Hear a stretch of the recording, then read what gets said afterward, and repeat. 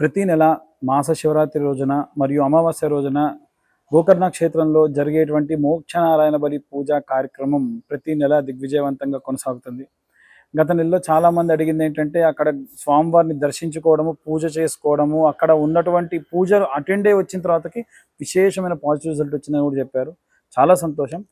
నేను చెప్పేది ఏంటంటే ఈసారి మనకు మార్చి 18వ తారీఖున వచ్చేటువంటి చతుర్దశి కూడినటువంటి మాస శివరాత్రి కూడినటువంటి అమావాస్య రోజున మోక్షనారాయణ బలి పూజా కార్యక్రమం నిర్వహించడం జరుగుతుంది.